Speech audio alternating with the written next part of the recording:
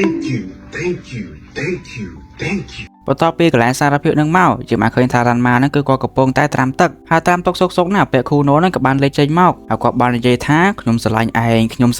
ងប៉ុន្តែវាគ្រាន់តែជាសបិនរបស់រ៉ាន់ម៉ាទេនៅតាមផ្លូវទៅកាន់សាលារៀនពួកប្រុសៗនឹងក៏បានមកធ្វើការវាយទៅកាន់អាកាណេទៀតអាកាណេនឹងក៏បានដាក់ពួកនឹងផាំងប៉ោងទៅអស់ចឹងទៅហើយសម្រាប់គូណូវិញគាត់ក៏បានឲ្យកដោមួយទៅកាន់ណាប៊ីគីដើម្បីយកទៅឲ្យរ៉ាន់ម៉ាជាស្រីឃើញឱកាសចឹងណាប៊ីគីនេះក៏បានយករូបថតរ៉ាន់ម៉ាដែលនាងលួចថតមកនឹងយកមកលក់ឲ្យគូណូឃើញចឹងបានធ្វើឲ្យគូណូគឺគាត់មានភាពភ្ញាក់ផ្អើលមែនទែនហើយក៏បាននិយាយថាយកលុយខ្ញុំហើយបន្ទាប់បានលក់ឲ្យគូណូបានលុយចាស់ហើយនឹងណាប៊ីគីនាងបាននិយាយថាអពាក់គូណូនឹងគឺពិតជាសាវ៉ាមែនស្រឡាញ់ប្អូនស្រីនាងអាកាណេសុកសោះទៅស្រឡាញ់រ៉ាន់ម៉ាណាប៉ុន្តែគូណូក៏បានបដិសេធទៅវិញថាគាត់នឹងគឺមិនតន់ជប់ស្រឡាញ់អាកាណេណាហើយយើងក៏បានដឹងថាអូននឹងខ្លួនមួយទេតែចង់ជិះទូកពីរសាហាវមែនលឿនចឹងនឹងណាប៊ីគីនាងក៏បានយករូបថតរបស់អាកាណេនឹងមកលក់បន្តទៀតបានលុយចាយទៀតហើយបន្ទាប់មកនឹងយើងក៏បានឃើញណាប៊ីគីនាងក៏បានទៅហៅរ៉ាន់ម៉ាណាឬនាងបាននិយាយថាគូណូនឹងគឺចង់ជួបគាត់បានធ្វើរ៉ាន់ម៉ានេះគឺគាត់ចាប់ដើមភ័យទៀតហើយបន្ទាប់មកនឹងយើងបានឃើញគូណូគាត់ក៏បានយកតុក្កតានឹងទៅឲ្យរ៉ាន់ម៉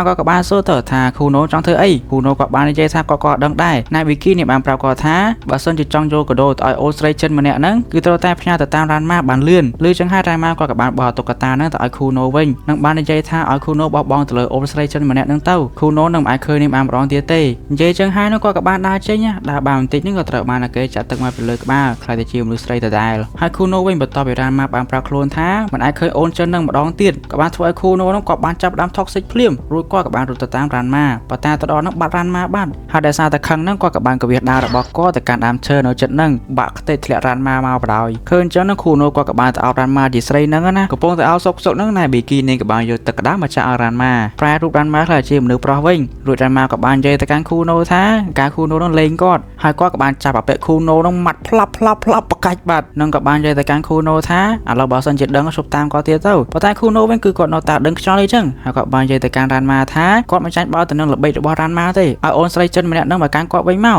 លឿនចឹងធ្វើរ៉ាន់ម៉ាគាត់មានការកៀនជាខ្លាំងណាប៊ីគីនាងក៏បាននិយាយបញ្យល់ទៅកាន់គូណូថារូបរាងកាយហើយនឹងចិត្តវិញ្ញាណរបស់អូនស្រីចិនម្នាក់ហ្នឹងគឺជាកម្មសិទ្ធិរបស់រ៉ាន់ម៉ាយល់អត់យល់ហើយនឹងគូណូគាត់ក៏បានស្អប់ទៅកាន់រ៉ាន់ម៉ាបន្ថែមទៀតដល់គាត់គិតថាអូនស្រីចិនម្នាក់ហ្នឹងគឺជាសង្សាររបស់រ៉ាន់ម៉ាចឹងហើយគាត់ក៏បានហក់ទៅកាប់រ៉ាន់ម៉ា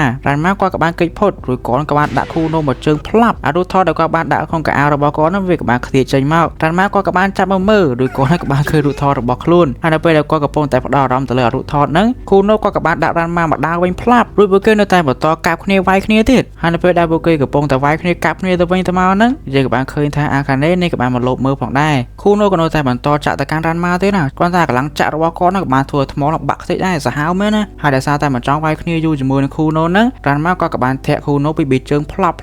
លឿនដល់កមើលអត់តាន់ទេហើយគូណូហ្នឹងក៏បានដេកស្ទាក់ចឹងទៅអាខាណេនេះក៏បានមើលគូណូណារួចនាងក៏បានឃើញស្នាមជើងនៅពេញមុខហើយរ៉ាន់ម៉ាគាត់ក៏បាននិយាយឡើងលយទៅវិញថាអាពាក់គូណូហ្នឹងគីកាហ្នឹងក៏វាយតែបន្តិចដល់ខ្ទប់ហើយលឿនចឹងហ្នឹងអាខាណេនេះក៏បាននិយាយទៅវិញថាហើយមីនេះគេកាប់ត្រូវម្ដៅដែររ៉ាន់ម៉ាក៏បានតទៅវិញថាកម្លាំងកូនក្មេងនេះកាប់គាត់អត់ឈឺទេអត់ឈឺមែនអីបន្ទាប់មកអាកាណេនេះក៏បានយករូបថតនៅក្រោយខ្នងរបស់រ៉ាន់ម៉ាមកមើលរូបនេះក៏បានឃើញរូបរបស់ខ្លួនហើយនាងក៏បានថាឲ្យទៅកាន់រ៉ាន់ម៉ាតែណាប៊ីគីនេះបាននិយាយថានាងជាអ្នកលក់រូបនោះទៅឲ្យគូណូហើយនៅក្នុងពេលហ្នឹងរ៉ាន់ម៉ាគាត់ក៏បាននិយាយថារូបរបស់អាកាណេឡើងគួរឲ្យធុញអត់មានស៊ីសៀដូចគាត់សោះសាមញ្ញជាតែងយកទៅមើលដែ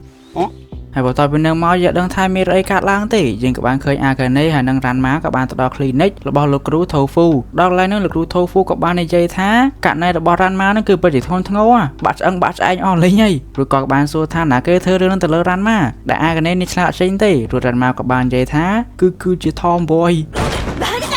ឬចឹងហើយលោកគ្រូថូហ្វូក៏បាននិយាយថាក៏គិតមិនខុសមែនថាវាជាអាកាណេរួចគាត់ក៏បានប្រើប្រាស់ជំនាញរបស់គាត់ទៅកាត់ឆ្អឹងកាត់ឆ្អែងរបស់រ៉ាន់ម៉ាហ្នឹងឲ្យដូចដើមវិញហើយនៅពេលដែលរ៉ាន់ម៉ានិងអាកាណេបំរុងដើរទៅវិញហ្នឹងលោកគ្រូថូហ្វូគាត់ក៏បាននិយាយគ្នាជាមួយរ៉ាន់ម៉ាមួយផ្លេតហើយគាត់បាននិយាយទៅកាន់រ៉ាន់ម៉ាថាគាត់ចង់ឲ្យរ៉ាន់ម៉ាហ្នឹងទុកឲ្យរឿងភ្ជាប់ពាក្យមកដល់ឡៃសិនឲ្យរ៉ាន់ម៉ាហ្នឹងទៅចោះសម្រងជាមួយនឹងអាកាណេសិនទៅរ៉ាន់ម៉ាក៏បានតទៅវិញថាមិនគាត់ចូលចិត្តឆ្លោះជាមួយនាងណាអាកាណេទេដែលតែងតែមកឆ្លោះជាមួយគាត់រហូតហ្នឹងឮចឹងហើយលោកគ្រូថូហ្វូគាត់ក៏បាននិយាយតទៅវិញថាតាមពិតទៅអាកាណេនេះក៏ជាមនុស្សស្រីដែលទន់ភ្លន់ដែរថ្ងៃណាមួយរ៉ាន់ម៉ាគាត់បានឃើញភាពទន់ភ្លន់របស់នាងរួចគាត់ក៏បានឲ្យរ៉ាន់ម៉ាទៅនៅតាមផ្លូវត្រឡប់ទៅវិញអាកាណេនេះបានសួរទៅកាន់ ការរានម៉ាថាពួកគេបានជេរពីគេមិញរានម៉ាក៏បានតទៅវិញថាមានអីទេបើអាចដើរជាមួយមនុស្សថមបយដូចជានាងឬចឹងអាកាណេបាននិយាយថាអីទេរួចនាងនឹងក៏បានដើរទៅមុខបន្តទៀតឃើញចឹងរានម៉ាក៏បានទៅងាកមើលចុះឡើងហើយក៏បាននិយាយថាមិននឹងគាត់និយាយលេងតាមកធ្វើសារធ្វើអីណាដូចជាមិនអាកាណេដែលគាត់ស្គាល់សោះឬចឹងហើយអាកាណេនឹងក៏បានដេញវាយទៅលើរានម៉ានៅកន្លែងនឹងទៀតហើយលោកគ្រូថូហ្វូវិញក៏បានរកពីលេខ3ដល់លេខ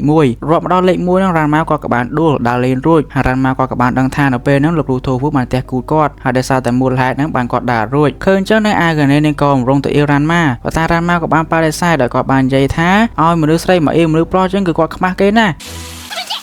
ាឥឡូវស្មារតីគ្នាមកក៏និយាយច្រើនពេកនៅថាសេតឡើងហ្គេមមកក៏បានប្រាប់ទៅកាន់រានម៉ាថាក៏មានការងារក្រៅម៉ោងធ្វើអីលឿនចឹងរានម៉ាក៏បាននិយាយទៅកាន់ឪពុករបស់គាត់វិញថាការងារក្រៅម៉ោងរបស់គាត់នោះអីគេទៅធ្វើជាសត្វសំដែងនៅក្នុងសួនសត្វមែនប៉ុន្តែប៉ុណ្ណឹងមកហ្នឹងក៏ដល់មកពួកគេហូបបាយហូបអីចឹងណាហើយនៅក្នុងពេលនោះហ្នឹងបងស្រីខាស៊ូមីនាងចង់ផ្ញើសភៅនេះទៅឲ្យអាកាណេជួយយកទៅឲ្យលោកគ្រូថូហ្វូផងដែលគាត់បានខ្ចីមកបានឱកាសទៅជួបក្រាស់ខ្លួនចឹងហើយហ្នឹងអាកាណេនឹងបានជាទៅបដិសេធទៅវិញដល់នេះបានកុហកថាថ្ងៃហ្នឹងនេះបានចូលកន្លែងកទេលឿនចឹងរានម៉ាគាត់ឆ្ងល់ឬក៏បានសួរទៅកាន់អាកាណេថាមិនបានជាអាកាណេនឹងទៅបដិសេធអញ្ចឹងនេះគឺជាឱកាសល្អរបស់នាងណានិយាយចឹងហើយនឹងអាកាណេនឹងក៏បានចាប់រានម៉ាទៅតែបានហូបបាយហូបអីផងហើយនៅតាមផ្លូវលោកជ័យនឹងគាត់ក៏បានចាក់ទឹកលើរានម៉ាទៀតហើយរានម៉ាគាត់ក៏បានប្រែខ្លួនខ្លាចជាមនុស្សស្រីទៀតនៅតាមផ្លូវរានម៉ាគាត់ក៏ព្យាយាមប្រាប់ទៅកាន់អាកាណេដែរប៉ុន្តែអាកាណេនេះបានស្ដាប់ទេហើយទៅដល់សាលាទៅនេះបានដឹងថារានម៉ានឹងក៏បានប្រែខ្លួនខ្លាចជាមនុស្សស្រីបាត់ហើយនៅពេលដែលពួកគេទៅពីអ្នកកំពុងតែនិយាយគ្នានឹងពួកប្រុសៗនោះក៏បានមកក្រោយខ្នងអាកាណេដែលអាកាណេនេះបានគិតថាពួកនឹងប្រហែលជាមកវាយគ្នាទៀតហើយប៉ុន្តែពួកប្រុសៗនឹងបាននិយាយថាពួកគេយកព្រមឲ្យសេរីភាពនឹងទៅកាន់អាកាណេហើយគឺមានន័យថាពួកគេយកព្រមទៅនឹងការភ្ជាប់ពាក្យរវាងរានម៉ានិងអាកាណេដោយសារតែពួកគេបានដឹងថាខូណូគឺជាបរិបទដែលខ្លាចជាងគេក្នុងសាលាហ្នឹងគឺត្រូវបានរានម៉ាដាក់ឡើងខ្ទប់ចឹងហើយពួកគេក៏បានសុំចោះចាញ់ទៅភ្លាមនឹងខូណូគាត់ក៏បានដើរមកដែលខ្លួនរបស់គាត់នឹងគឺពោពេញទៅដោយស្បង់បេតរបួសរួចគាត់ក៏បានស្រាស្បង់នឹងចេញម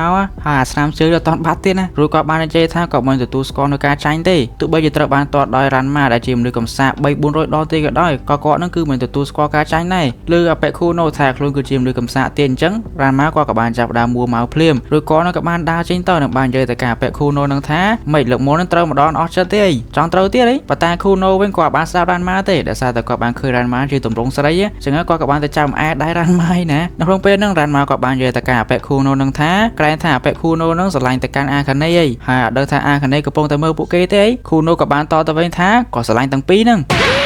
ហើយនៅម៉ោងកីឡានេះយើងក៏បានឃើញអាកាណេនេះក៏បានទៅលេងអាកីឡា baseball នេះណាអាកាណេនេះលេងបានល្អចេះតាំងសម្រស់មកទៀតដែលបានធ្វើឲ្យសិស្សប្រុសៗទីនោះមើលមកឡងហ្មងសូម្បីតែរានម៉ាក៏ចង់លងដែរប៉ុន្តែគាត់បាននិយាយក្បត់ចិត្តគាត់ថាគ្មានស្អាតអីផងឬក៏បាននិយាយទៅកាន់ប្រូវិញនេះថាអាកាណេនេះថាតែមានក្រាស់ទៀតប៉ុន្តែមុនពេលដែលគាត់បាននិយាយថាជាអ្នកណាគេហ្នឹង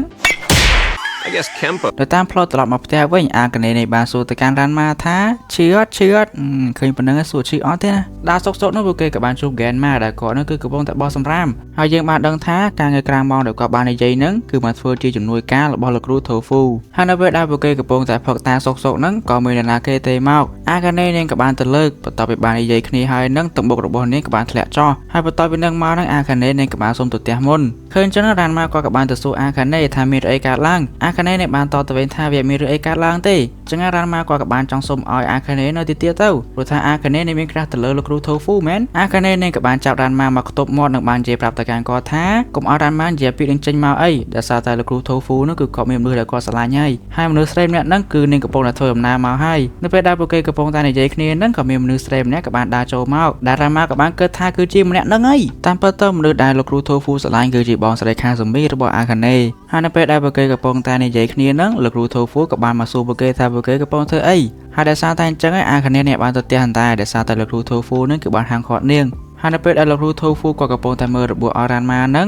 ខាស៊ូមីនាងក៏បានធ្វើដំណើរមកដល់លំមហើយប្រូនោះបន្ទាប់បានឃើញក្រាស់របស់ខ្លួនឯងហ្នឹងក៏ចាប់ដើមប្រតិកម្មទៅកាច់ករ៉ានម៉ាណាខាស៊ូមីនេះបាននិយាយថានឹងយកសភៅនេះមកសងវិញហើយនៅចិត្តខាស៊ូមីអញ្ចឹងលោកគ្រូថូហ្វូនោះគឺគាត់បញ្ជាក់ការប្រកេយ៉ាមកចម្លែកមែនតើទៅកាច់ករ៉ានម៉ាបច្រាស់ហើយទៅនិយាយជាមួយឆ្អឹងខ្លួនឯងទៀតពេលមកដល់ផ្ទះវិញរ៉ានម៉ាក៏បានទៅលបមើលអាកាណេមើលក៏ដូចជាឃើញនាងមានអារម្មណ៍ថាសែនអញ្ចឹងក៏បានទៅលោលេង